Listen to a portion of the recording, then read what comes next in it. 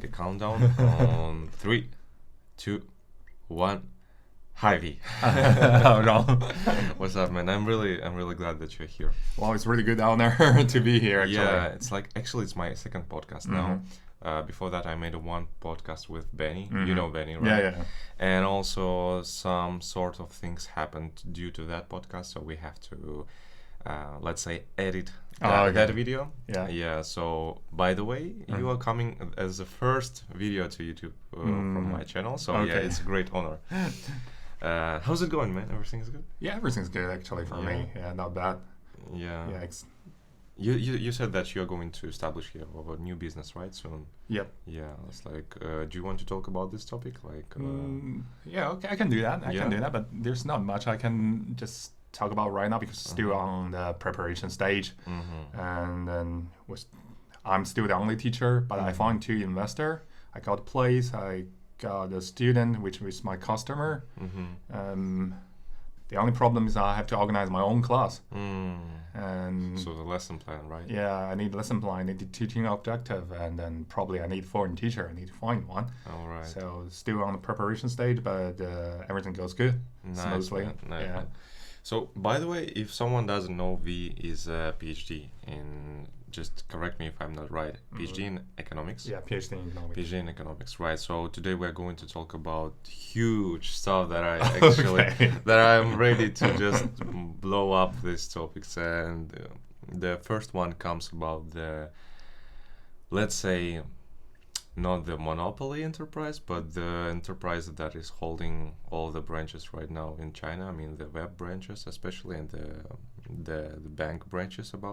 We are going to talk about bank, is Alipay. Alipay. Alipay, yeah. In 2015, as you know, maybe the Chinese central bank, and under the government control, they gave the bank license to Alipay, and to establish their bank in, I think it was Hangzhou, right? Yeah. Yeah, I think probably it was Hangzhou. Yeah, it's in Hangzhou. I was so fascinated about that topic, V, because the point that fascinated me as a person who is studying economics right now, right? Not the professional in this deal, that what about the data and all that security stuff?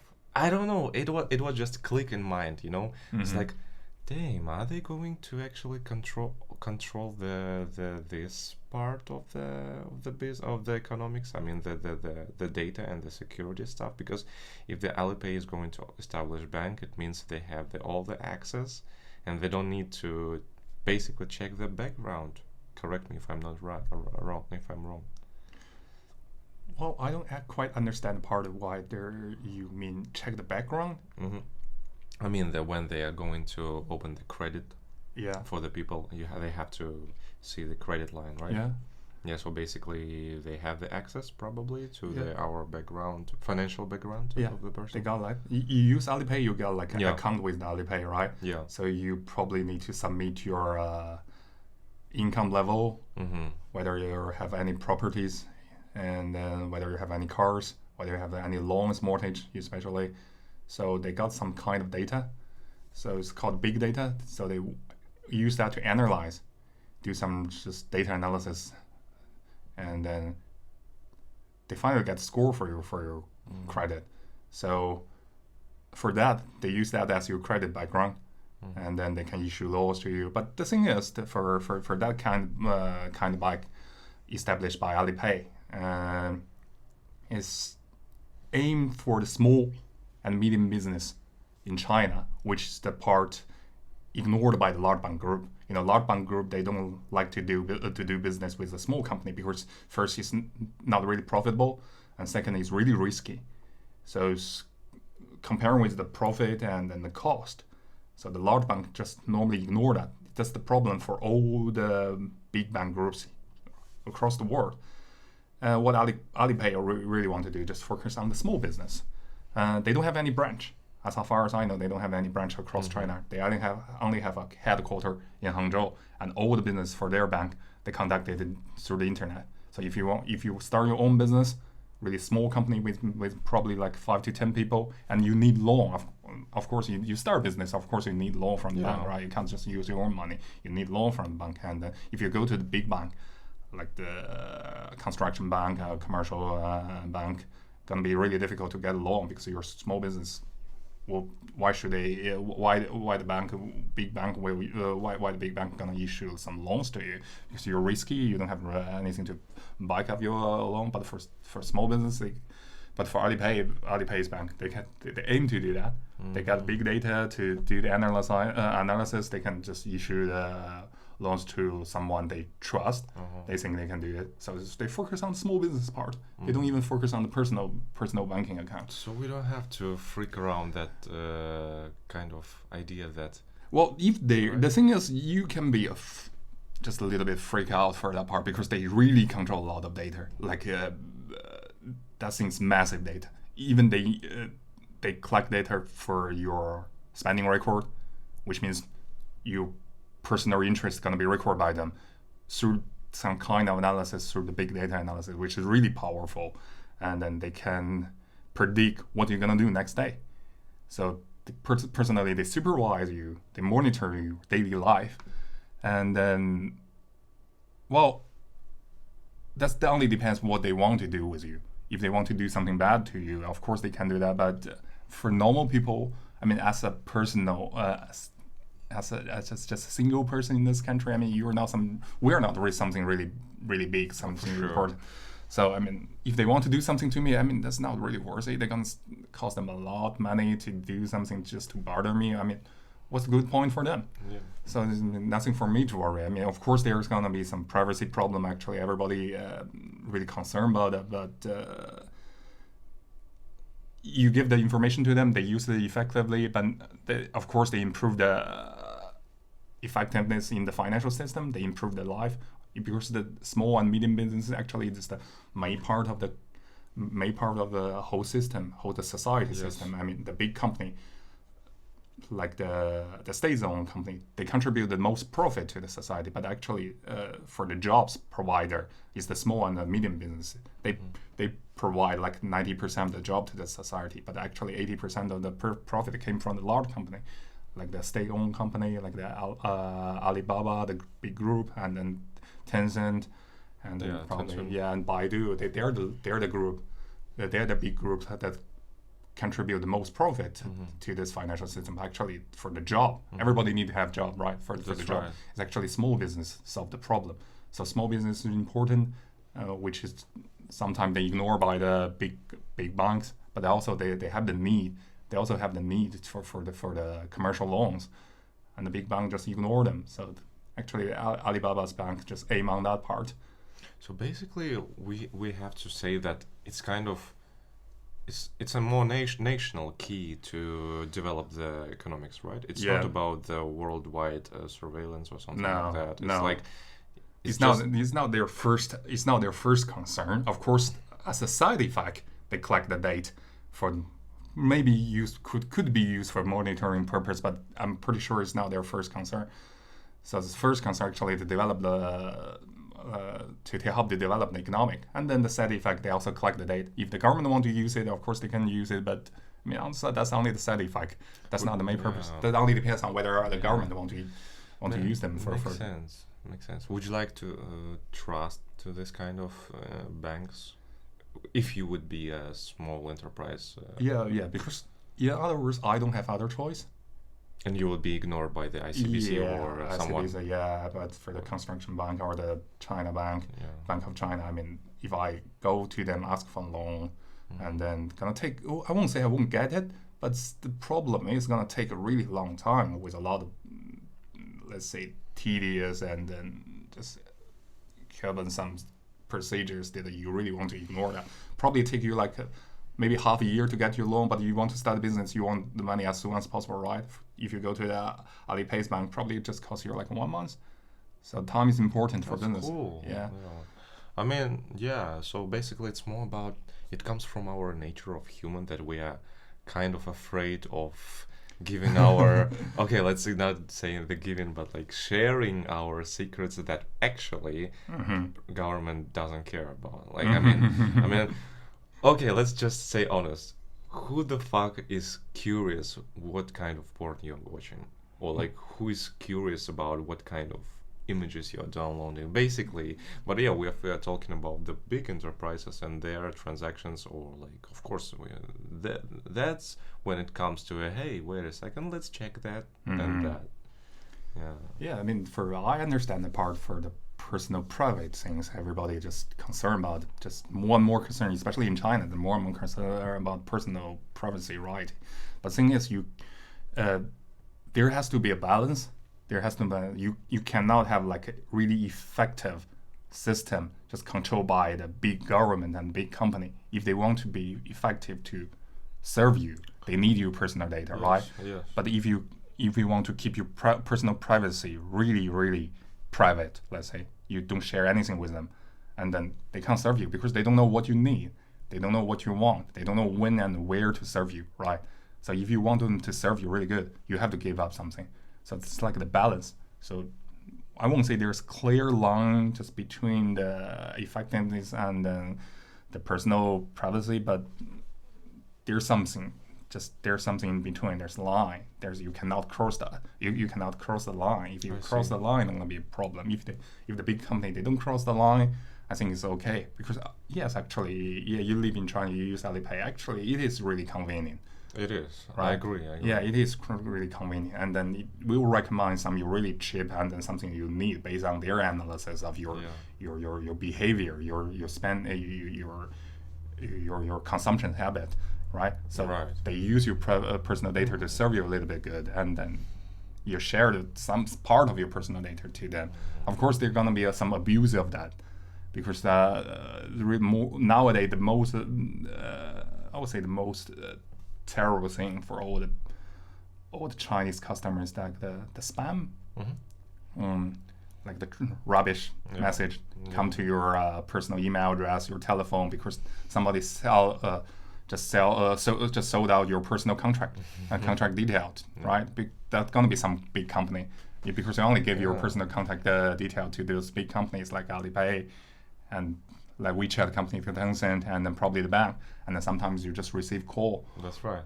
From yeah. So that's what happens. That's probably the worst thing ever happened right now. But I mean, for other things, I am worse than that. Any other things that worse than that, I haven't found any.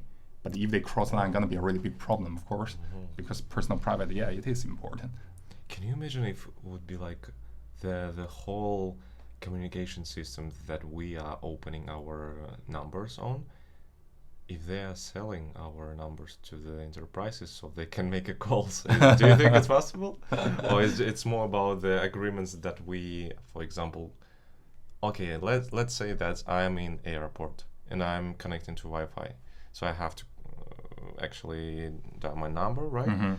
And do they have some? It means they have an access to my number. Yeah, they got access. They got your number, and then they probably have access to your number. They probably can monitor your daily phone call, record what you have said, and then but so far I didn't see any problem with that. You're right about the balance. I like your idea about balance. That's I heard you. The thing that this line that you have to, let's say, sacrifice something out of you just to have the good future. I'm afraid I'm like just sounding like Deng Xiaoping. Maybe you have to work hard now, so in the future you will get more.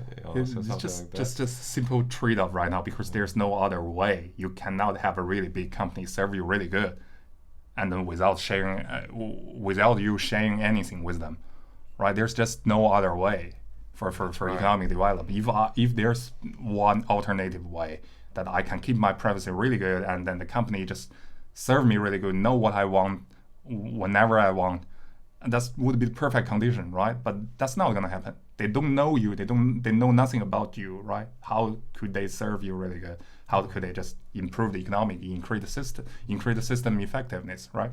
So to let them do that, you have to let those people, let those big companies know something about you, know what you like, know what you want, know when you want something, right? So that's something you want to share with them. And then to let them to reach you, you have to give some like details, like your contact number, your address, right?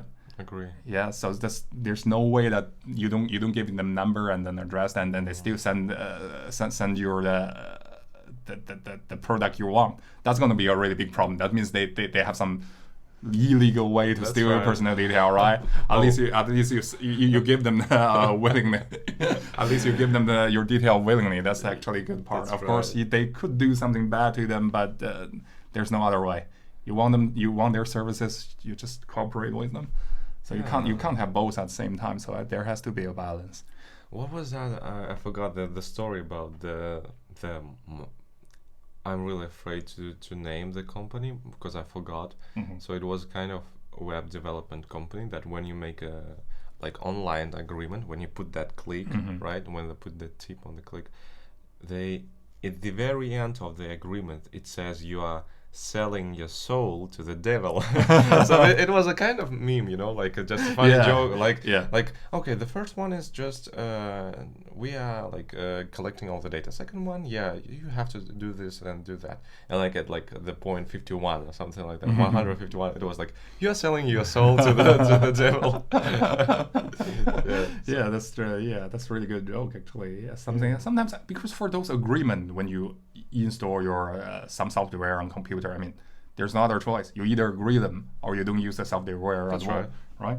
Yeah. But the problem is whether the government have some laws to govern this part, right? That's the part for the government. They have to issue some laws to govern that part. You do not let the company take too much too much power during this negotiation, right? You have to restrict them because as a customer, we're small and we're just powerless. The big company always has the more power than us. So it's the government's job to restrict those big companies to protect our right, to protect our benefits, right? Makes sense. So it's like the company and the customer and the government is like the triangle, and then the three parts keep balance. Right, so we cannot live without each other. Yeah, we cannot live with each other. So we all keep balance. The company need the government need the company because the company need their tax. They need the company to just accelerate the business and increase the effectiveness in the financial system. Right, the company need a customer because their company they need to make profit, and the customer they also need a company, but they cannot restrict the company. That come to the government, and the government need to make their people happy. In some way, let's say happy, at least not just say something bad to the government. So the company need to work for their people, right? So they need to help the people protect their benefits. So they have to stand with the customer, and then in that case they need to restrict the big company, the enterprise, right? So it's like the big triangle, and then there's like corporations. They're like let's say fight between any two. Right, but the thing is, this triangle is working in a balance, and then the whole society works really well. If anyone cross the line, I mean, it's the collapse of the whole system. So there's no clear line. Let's say there's no clear. You can't do this one, you can't do that one. But there's something that can be treated as crossing the line, right? If any of this party cross the line, that means you're gonna just break the whole system. The people are gonna be unhappy. The company cannot run their business, and the government won't be stable, right? Any of this party just cross the line, the whole system collapse. So if those three parts just work cooperate together, don't cross the line, just do their business good, and the whole system works really good. So that's how the society works. That's how the business works. So you just can't just have everything at the same time. There has to be some trade-off. I see. That's my theory actually. Yeah, it doesn't even sound utopian. It makes sense. It makes sense. Yeah. You said something about taxes that I want to talk about with you. I've heard that there is a zero corporate tax for the state-run enterprises in China. So basically, if you're state-run, and for the companies that are state-run, you don't have to pay any taxes to the government. Is it right? As far as I know, that's not correct. They pay most of the tax. If you check the data from the government, actually they they paid most of the taxes because they got most revenues in China. So they pay, let's say they contribute like a majority of the tax to the government, and at the same time their profit, which the money they left after tax, they also need to submit some to the government because they're states owned, right? Their owner is government. For if you establish your private company, you are the owner, and then you get some revenue. Deduct your cost, whatever is labor cost or material cost, and then use your profit. For the profit, you need to pay like 25% in China for the corporation tax to the government, and then what's left is to the owner, which means you, right? That means that's for the private company, but for the state-owned company, the owner is the government, right? So the profit also goes to the government. So whatever they earn actually is all to go to the government. Ooh. What I mean, Yeah, they're right. the thing is they're state-owned company. Yeah. Their owner is the government. If they don't pay tax to the government, I mean, what's the money left? They still go to the government. It doesn't make any difference. So for the government, there's no need to just give some, let's say just some waiver to those companies to let them pay no tax. Only make them just illegal give them some illegal comparative advantages in the market. It doesn't make any sense because even you give them, if you let them pay the tax, they also come to your pocket, come to the government's pocket, right? So there's no need to let them have zero corporation tax. So actually they pay a lot. I remember for the last year, the biggest tax contributor in China. Which company is actually China Tobacco National Group. No way. They contribute like 1 trillion yuan every year to the government for tax, just for tax only. Damn, man. They are more profit than any banks or Apple or Microsoft. They are more profit than any companies in the world. They're not public. Yeah, they're not public. You can check the internet after this program. You can check the internet. They are the most profit company in the world. They can contribute a lot of tax to the government. Makes sense. It's like alcohol, tobacco, and guns. All this. It's like a triangle. I forgot what is that. It's a movie of 2004 with I forgot this actor or this guy. It was the name You Can Smoke or something like that. The movie is called like that. So basically that guy was let's say like a boss of the smoking enterprises, and he had a friend of like the guy who is holding the guns and the girl who is actually responsible for the owning all the companies in alcohol sector. So all of them three, they were super rich, man. I'll send you the link after the podcast. Okay, good. It's really good movie, and it's like economics and life all together. Yeah. I was talking with my professor like just yesterday. Her husband is working in Eco City nearby Tianjin. Do you know? Is it like some Eco City in Tianjin, like around by? And she said that her husband has personal income tax. Did she say personal income? I forgot. Yeah, it was I wrote personal income tax 0%. She said her husband pays 0% from personal income tax because he's working in eco development. Okay. Company. Yeah. That could happen because it's eco development company. Government get a special treatment to those companies because government want those companies to develop really fast, right? So they give them just zero tax for the company, and then people work there. They get really special benefit. They attract. Yeah, they get like make those companies attractive to the, let's say, valuable people, right? If the company is not attractive, they won't. Just smart people and people with really big ability won't work for them. The government wants something to develop really fast. You need people to work with. You need good people to work in that industry, right? To attract good people, you need to have some, just say, comparative advantages, right? Zero tax personal income payment. That's one. Makes sense, right? Yeah. Yeah. Okay. You also like. We were talking about the agreements, and you told me the contracts and agreements, right? I know that you personally, let's say like that, okay? Maybe you'll understand me. You personally got the experience when you had some kind of controversial or kind of weird situation with the contracts that you've has signed up to while you were working in somewhere. You told me that. Let's say like that, right? And tell me that story. Yeah, I want I want you to share this story with people. Well, which part do you want to listen? Actually, Oh. you want to know what's the problem between me and the company, and you want to know what contract I sign, or you want to know how I get rid of this contract very quickly? Which part do you want to hear? I just want you to open your heart and start from the bottom and just tell me what happened. Let's say I signed a contract with that. Well, I could say the name. I don't think there are any problems to being English company, and then. The problem is the contract has no legal. Let's just say the contract is illegal. Okay. For the contract is state that I have to work there for for trial period for 2 years, which is I don't think is legal, but I don't know any laws against that. But two years trial period is really long. Normally just half a year is already really long. So normally it's just. For normal companies should be 1 or 2 months. Yeah, 3 months.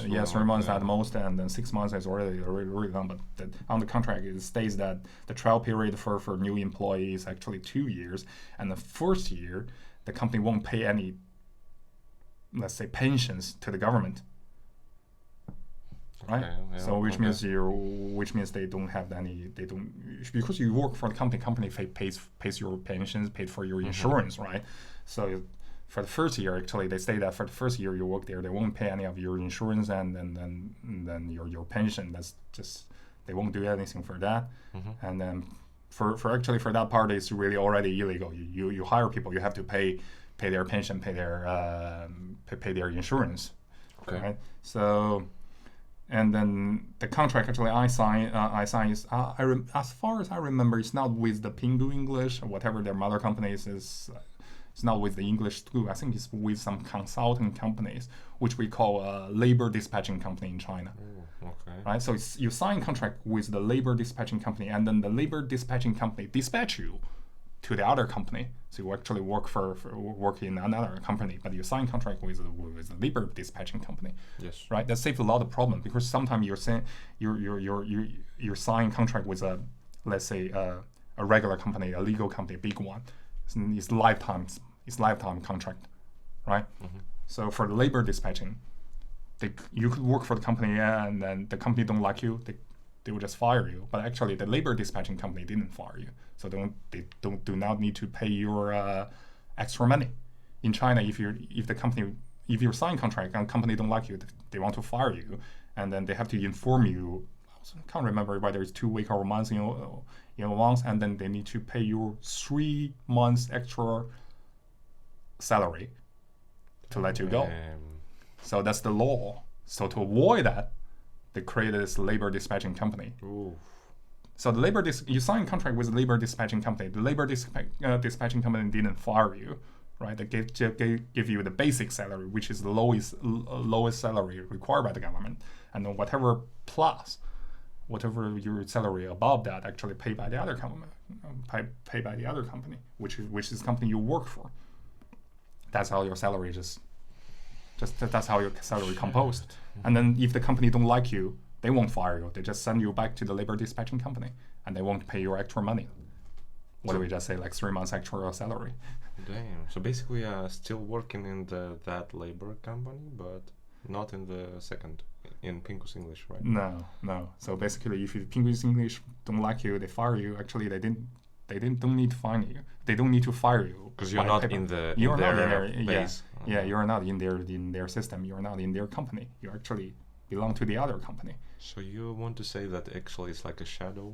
Yeah, it's like a shadow company. To avoid any problem just between the employees and the company. That's shadow company created by a lot of employers. I understand that part actually. There's a lot of problems, especially in the industry like like the child English educational industry in China. I mean, the turnover ratio for those companies is really high. Some people just come there, work for like 6 months, and then they just leave.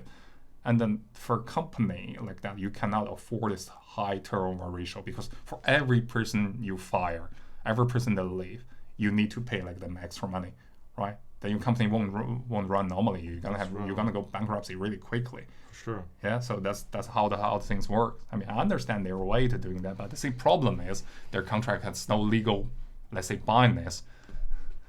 They because they paid money for me to do some trainings in Beijing in their headquarters, which I think is useless. But the thing is, they actually paid money to their headquarters. To their headquarters to let headquarters train me, right? So they spend a lot of things. They spend, no one say a lot of things. They spend money on me, which means they invest something on me. They want me to work for them, at least to cover that investment, right? So in their labor contract, they state that if you leave within a year, you need to repay the training fee to the company. Like with a certain percentage amount, you pay some percentage, right? Yeah, percentage for for the first 3 months or 6 months, you need to pay 100%, and then more than 9 months, you need to pay like 50%. After 1 year, you don't need to pay any more, something like that. Of course, it's gonna be really strict and really, really terrible. But the thing is, you don't need to worry about that because you didn't resign. In my case, I didn't resign. They just don't let me to teach. Yeah. I didn't say anything. I didn't say anything against them. I didn't say I don't want to work for you. I didn't say anything like that. I just left. The funniest way that you told me that they just called you and said, "Hey V, you're not going to have any classes." Yeah, actually that's what they said. That's right. Yeah, that's what they said. If you want to fire a person, come on, just be brave. Don't just say, "Listen, man, that. I don't want this person to work in my company. So, therefore, you are fired." What's the problem of them? Like, why they trying to make the situation from certain? Just the thing is, if they say something directly, fired, and then because the shadow company is also owned by Pinggu, this whole group. Actually, they fire me means that shadow company also fired me by law. They have to pay me extra salary to let me go. So if I go to the government and say they fired me and then they haven't paid me, they're gonna have a problem. Government gonna call them and say you fired this person, you didn't give them extra salaries. They want to save that part. I don't need if they fire me, and then the other thing is if they fire me, which means I don't need to repay for my training fee. Right, because they fire me because it's not I didn't work. I don't work for them anymore because they fire me. It's their choice. So you can't just fire a guy and then let your employee to repay the training fee. It's gonna be a fraud, right? Because you can have as many as employee you have, train them, and then just fire them afterward and say I've trained you, and then you don't work for them. You don't work for them anymore, and just give me the money back, right? They're gonna be a fraud. The government won't allow that. So if they fire me, I don't need to pay anything back to them, right? So they will do it in another way, alternative way. Just say, okay, I just cancel all your classes. What they really want is to let me say that I will resign. I don't work for you anymore. So in their case, they will ask for you can pay them training fee back to me, and then you can leave. So if I didn't say that, I won't let them. I won't let them do it. I won't let them have what they want. That's so I didn't. Nice, I just left. That's why I respect you, man. It was really a good move from you. I can't leave because I only work for them and then for like 2 months. For only 2 months, and then the other thing is they didn't pay any pensions or insurance for me to the government, which means the government don't have any record that I work for this company. So technically, if I leave, I don't have any legal problem. They just pretend that they didn't hire me. But they're kind of giving you salary, no? The labor company. They actually they're actually money paying for me salary. Yeah. And does it mean that if you are still in their system, it means they still kind of paying you salary, but you actually left from that?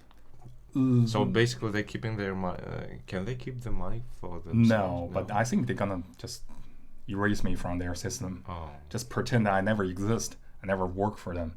Because if anything goes to the government, goes the legal part into the government system, things gonna change. If they actually pay my pensions, pay my insurance, I can't just leave like this. I definitely can't leave that. I have to settle all the paperwork. I have to get the like leaving notice to get a leaving notice from the company, and I have to let government know that I don't pay the company don't pay my pensions, don't pay my insurance because I left that company. And then if I want to find another job, I need to present to them that, okay, nobody's paying my pension this time, so there's no doubt like the double payment to the government's account. Yeah. So I present the leaving note I get from my previous company, and then the government can just receive the pensions and then insurance payment from the other company. Gonna be a lot of paperwork if they actually pay that, and then the money go to the record go to the government. Actually, they didn't do that. They set a period for a whole year. They won't pay something like that. So that means if you don't go to government and then there's no legal paperwork to bind me to their company, I just left.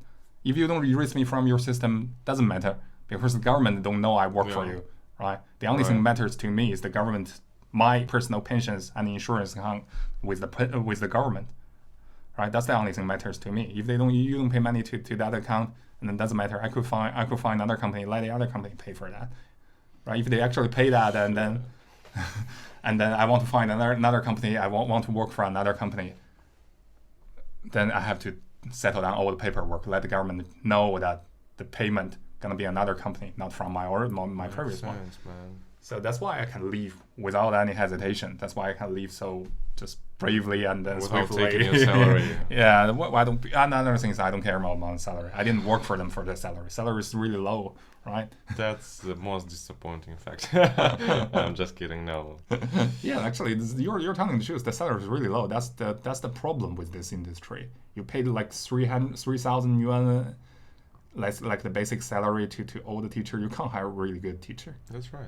I would say just except for Shogun, all the other teachers, they're not really good. Even though like Danny, she studied abroad in Canada, but she's English and it's not really good. And then for Melody, and then she's even worse.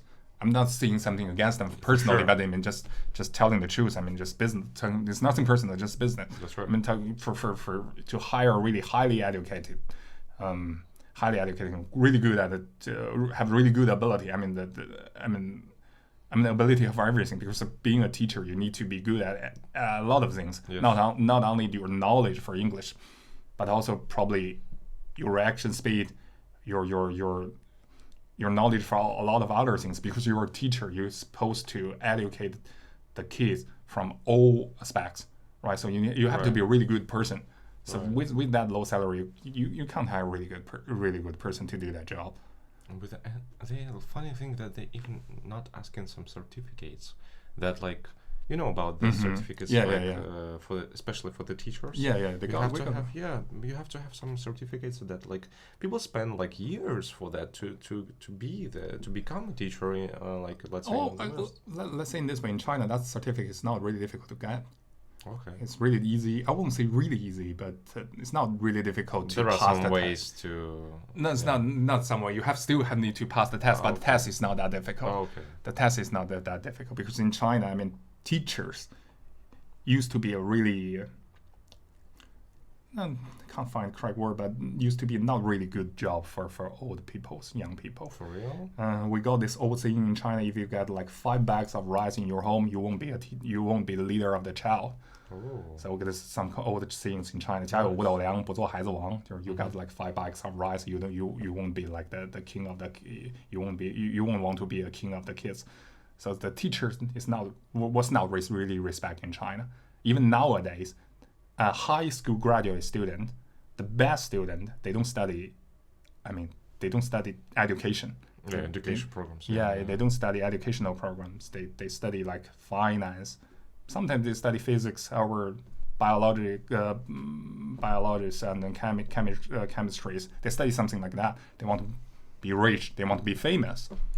And then for people who want to go to the, let's say, educational university, we got this some kind of specially trained teachers, right? We got a lot of the university like that. For those people aiming to go that university, they're not really good student even in high school. Mm-hmm. Right? They are probably the 2nd tier or 3rd tier student, and they barely can pass the national university entrance exam. So they went to that kind of university, study educations, and then finally when they get out, they become teacher. So for the teachers, for the whole country, the quality is not really good because the best people, the best student, they don't want to be teacher. Mm-hmm. Sorry, man. Yes, okay. Yeah. And then the thing is for some institutions, it's not public school run by the government for Penguins English. It's just some private institution try to sell their English class, right? So they can't hire a really good teacher. You want some really big enchiladas? I have some really good fact about the thing that you've been working there, that company. I was talking with one person, and what that person told me is that she said we had a 4 days training in Tianjin, and they had to stay in kind of hotel just to listen to the one guy speech.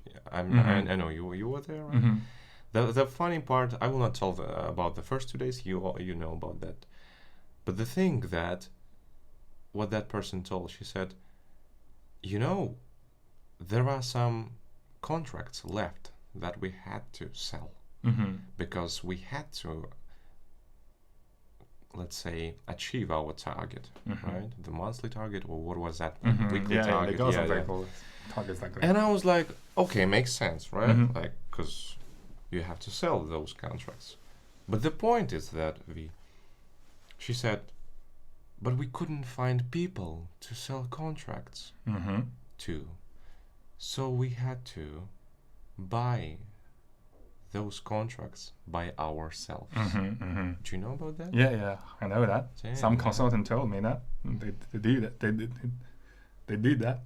They pay they use their own money to pay to the company so they can achieve the target.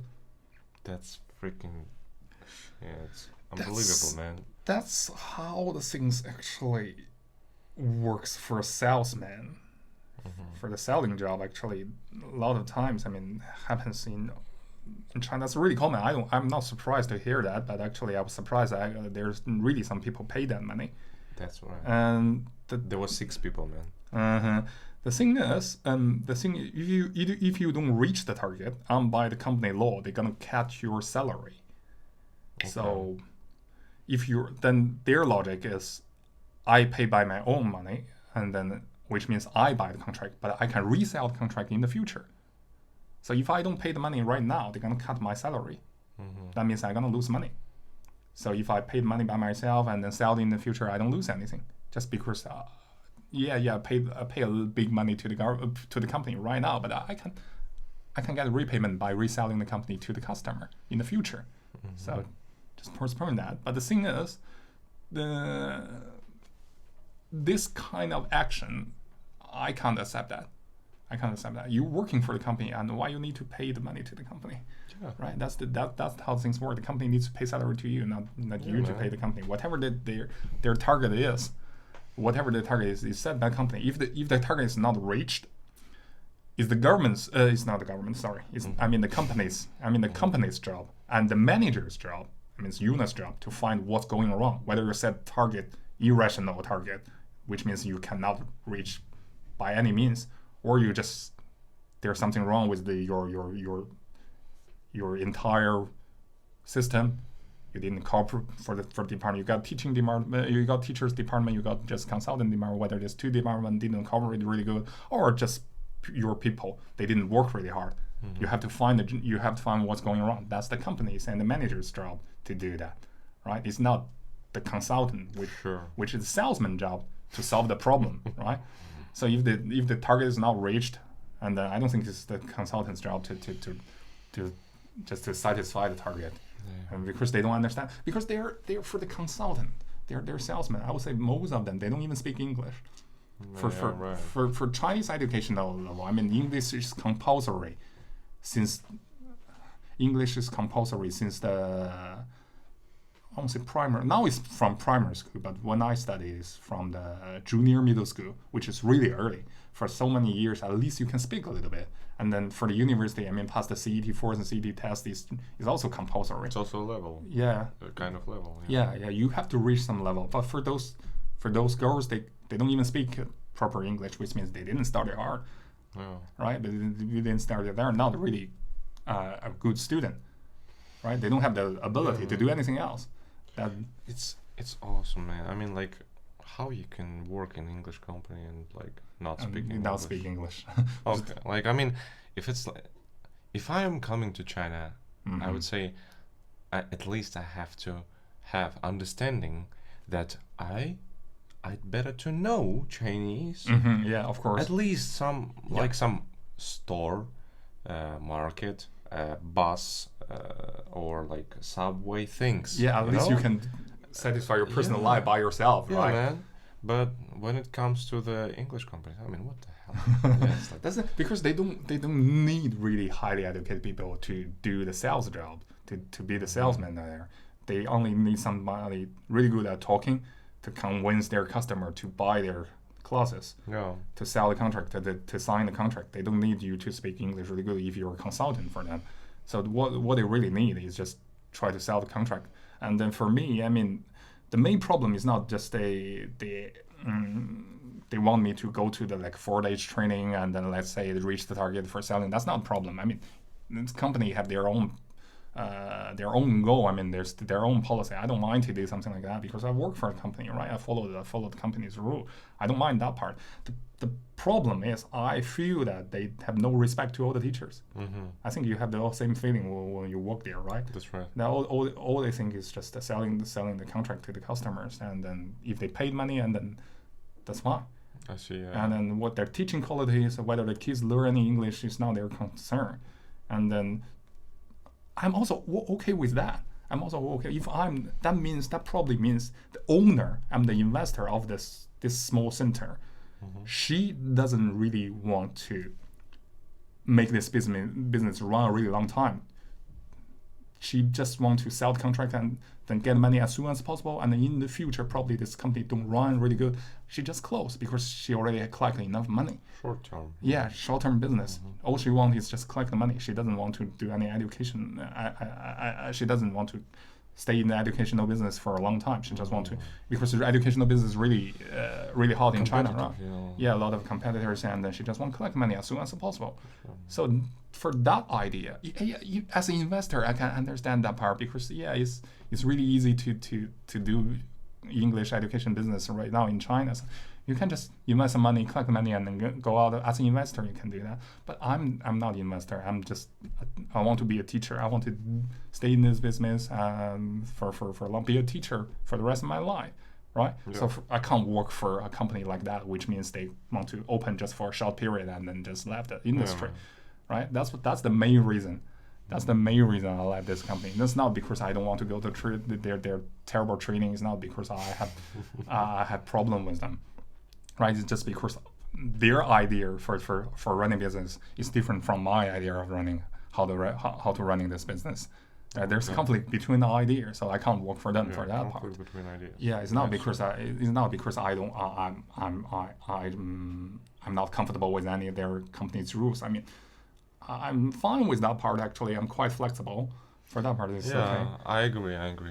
Anyway, like let's just step out of that topic because it was the real life topic. Let's say, it's crazy, man.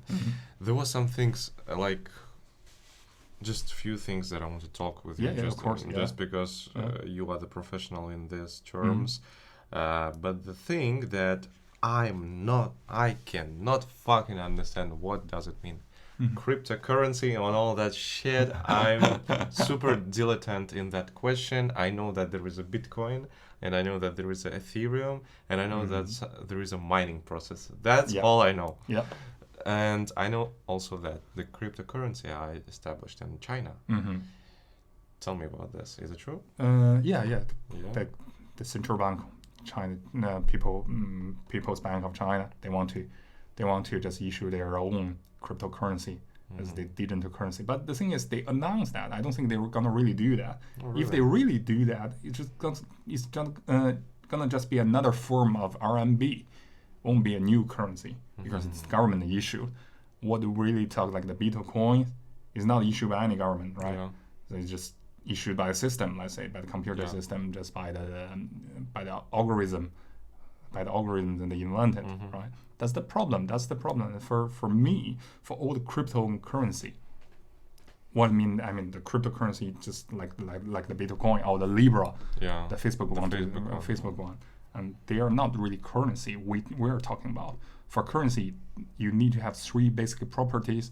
First of all, it has to be medium of the exchange, right? And second of all, it has to be a unit of value, and third one, it has to be easy to store, right? So, just let's think about in the ancient time when there's no currency, no government, no currency, people trade goods with good, right? Barter, I giving you ship, you giving me stone. Yeah, something like that. They trade like that, and then as the society developed, gonna be more trading, more business, right? Because the society, people getting rich, right? They're gonna be more trading. So trading goods with goods is not possible. There's some of the goods, some of the commodities, you cannot store them for a really long time. That's right. Right. So that which means if you're you're a ship owner, right?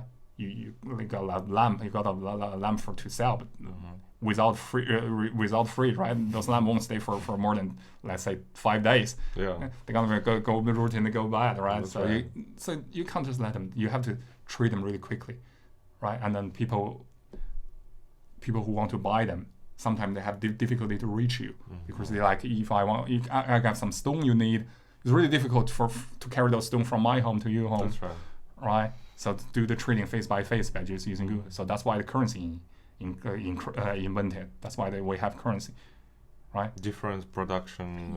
That's why that's like the medium of exchange. Yeah. People agree that's medium exchange. We used at the beginning. Currency. What we use really valuable metals, right? Gold, silver, we use that one. Right. And then after that, gold and silver doesn't satisfy the business because steel is sometimes really heavy. And then there's another big problem: the production of the gold and silver that cannot catch up with the increase of the total wealth in the society.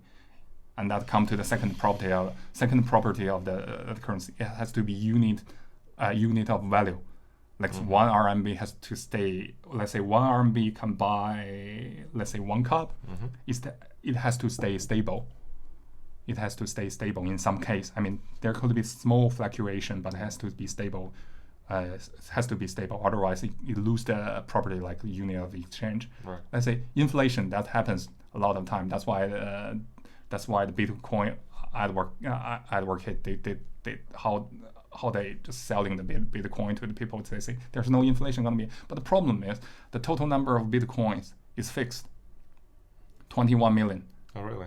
21 million. So the number is fixed. But the problem, if you want them to be the global currency, the thing is the global wealth as the economic develop increase every year.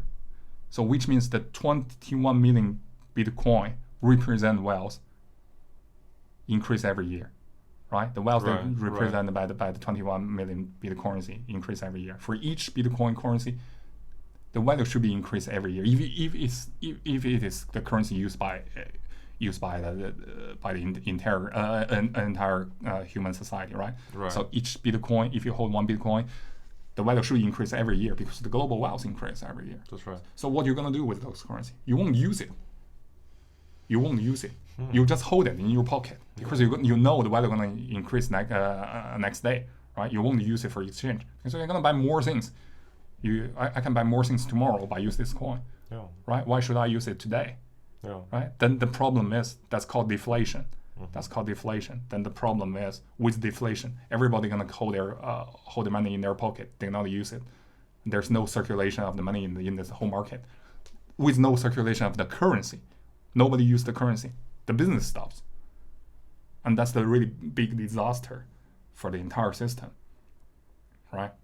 So what I want to say is that Bitcoin can never be the legal currency that replace any legal currency issued by the government. it can be some medium of exchange, like the gold. Yeah. Gold is not currency anymore, right? No, just none of the government today use gold as currency, but gold still a medium exchange.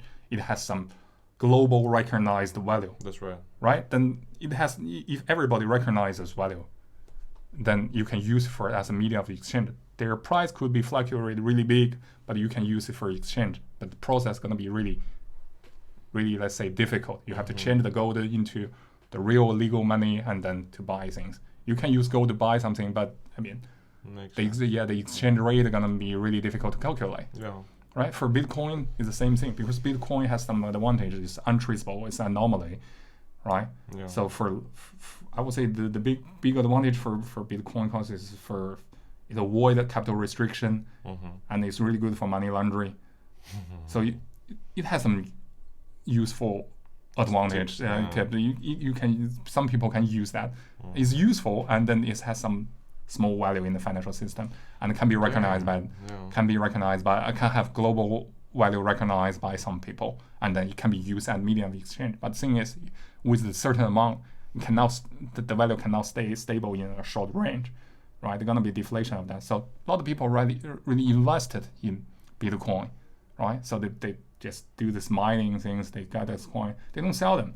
They wait for the price to go up really high and then sell the Bitcoin to get the real money, right? So the point of Bitcoin, I know that it's not tied to anything, right? It just appeared in the what is that, network? Yeah, it's appearing in networks. And I've read that there is they say a Japanese guy created that, but they don't have kind of they don't have any proof. They don't know who the guy is. Yeah, exactly. I was reading there is one guy and he's from Japan or he's Japanese. I forgot. Yeah. It's really interesting. Yeah. The Bitcoin and the whole stuff that I'm fascinated about is that the way how people, they really want to make money without understanding the Bitcoin, you know? I have really a certain amount of friends in Kazakhstan, in my country, that they don't have any clue, man, but they're so certainly, they believe that, hey, that's how I make money. I was like, can you tell me how does Bitcoin work? I was like, they don't know. No. I was like, so why are you taking this risk? I'm like, at least you have to understand the economics of that, the system of working. Maybe not having a diploma, but at least understanding what is coming in the future. At least have something. But the thing is, they know if they invest in the Bitcoin, they're probably gonna be rich. Right? That's enough good reason for them to do this kind of business, because money is really attractive to all the people. Right? They don't need to understand that. They just know the Bitcoin gonna increase or decrease, the value gonna increase or decrease in the future, and then if they have some way to make money from that, and then it's really, really good motivation for them to go into this business. They don't have to understand the full things. Can you imagine in the future, just billions of people without understanding what does Bitcoin mean, but they are super rich and super powerful? I don't think that's gonna happen. I don't think you could be, let's say, an arbitrager in this market and probably be lucky, just one or two times. But you don't understand how the things work. You won't be rich. You won't be rich for full time. Yeah, for all the time. Because you don't understand, you don't understand things, you don't have knowledge with that. So you may be lucky for one or two of your investment, but the thing is, in the future, you're gonna be the loser. Other people are gonna be the lucky guy. It's just gambling. Whether you win or lose, it just depends on the probability, right? It's not depends on your skills. There's nothing about your knowledge and skills. It's like gamble, right? If you earn money, if you win, it's just because you're lucky. It's not because you're a really good person. You're really knowledgeable. You have a lot of skills that other people don't have, or you have some just inside information other people don't have. Just because you are lucky and you'll be rich. And you for that part, if you're smart enough, you could just withdraw your money really quickly and then leave the market and try to save them. But I really doubt that.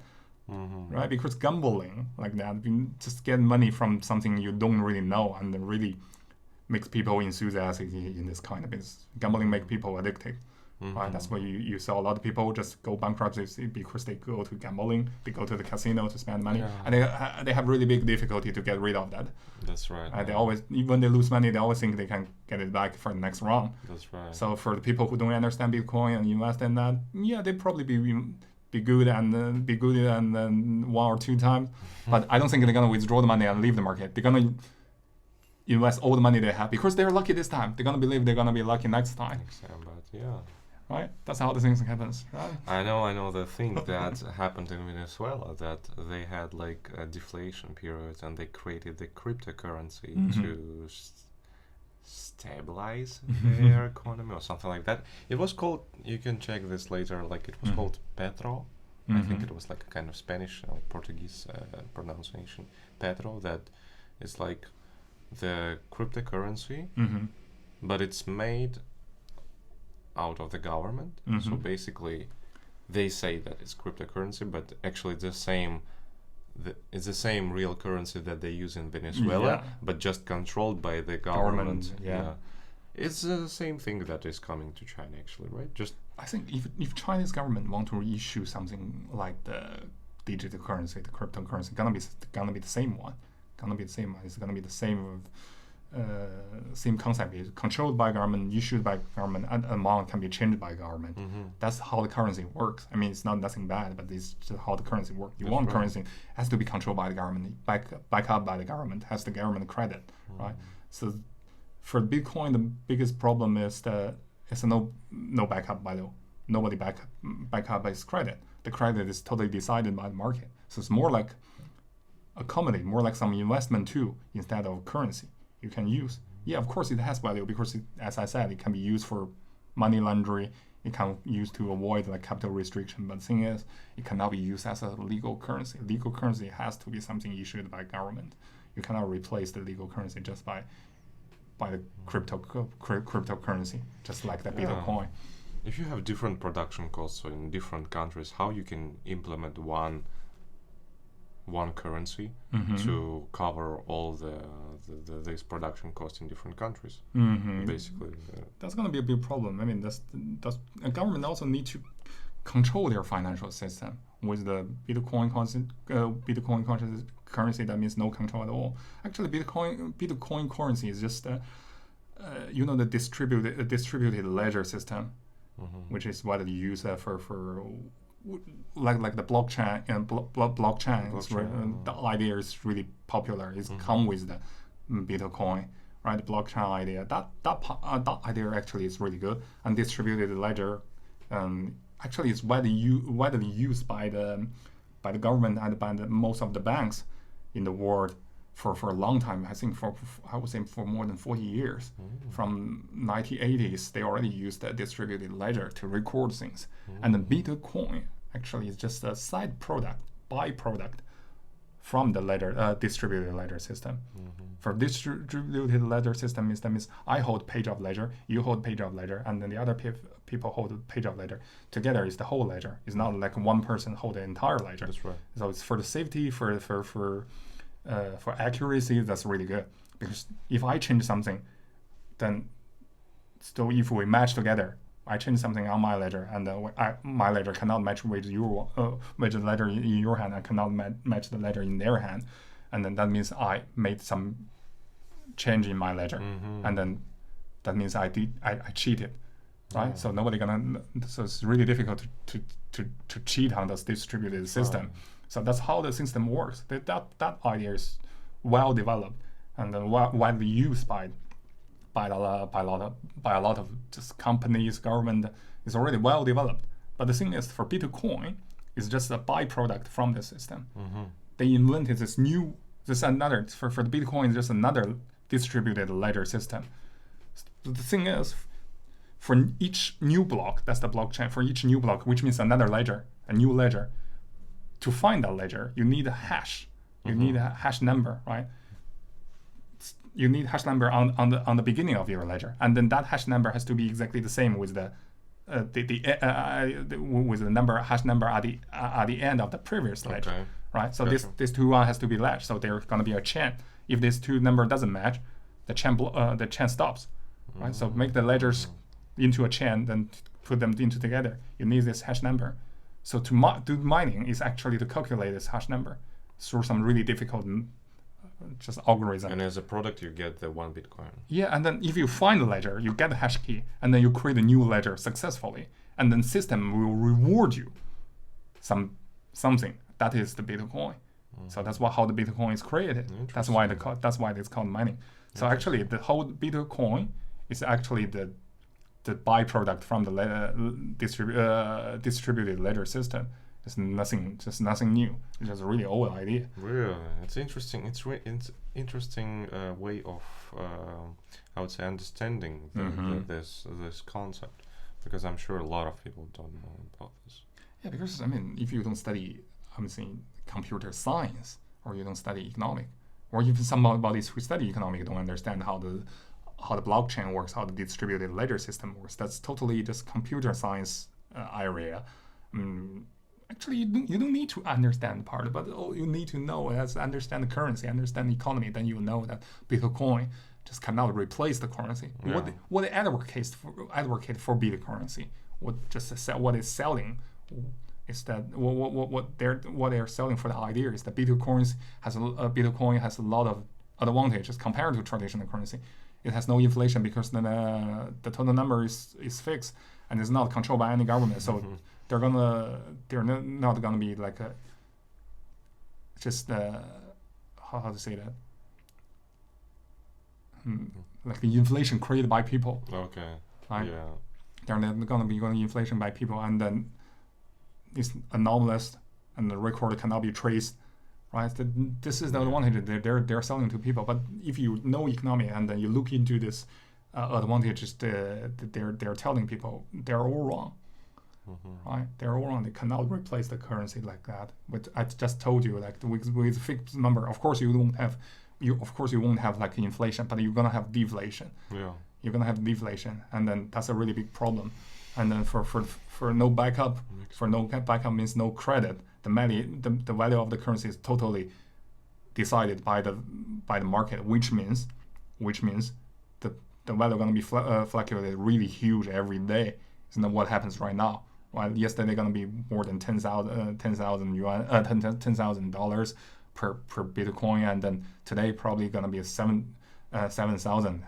Yeah, the fluctuation is really huge, right? And then by in contrast to what they're telling people, because what they're telling people, everybody holds a little bit Bitcoin, and then so the value represent the global recognized value, so gonna be stable. But actually, what's going today is like some big mining camps. They hold a lot of company. Those big companies. They hold a lot of Bitcoins. Like the inventor, the Japanese guy. I remember he holds like millions of Bitcoin, which means he has the power. Dang. By selling those. He has the power to change the value of the Bitcoin in the market by just selling his Bitcoin, right?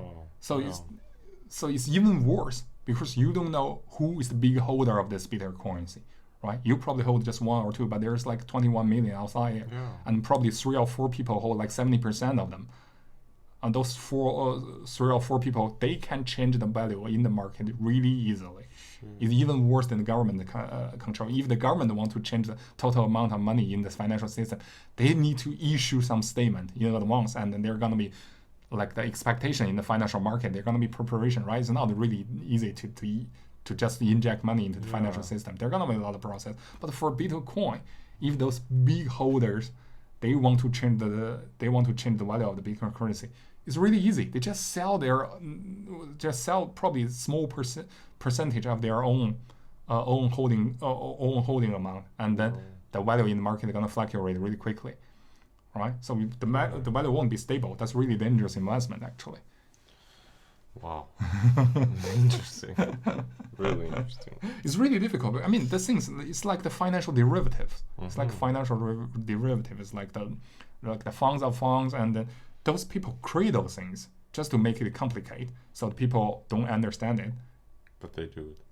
Yeah, they understand it, and the people in the market, they don't understand it, and then it's complicated, so people don't understand it. They can't see the dangers inside it. They just sell it.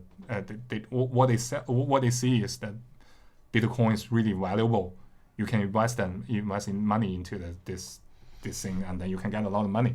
So they're gonna put their own money into that market. Yeah. But the people for the people who know this, they're gonna just collect all those money and then leave the market. That's leave nice. you bankrupt. That's nice. I would be this kind of guy.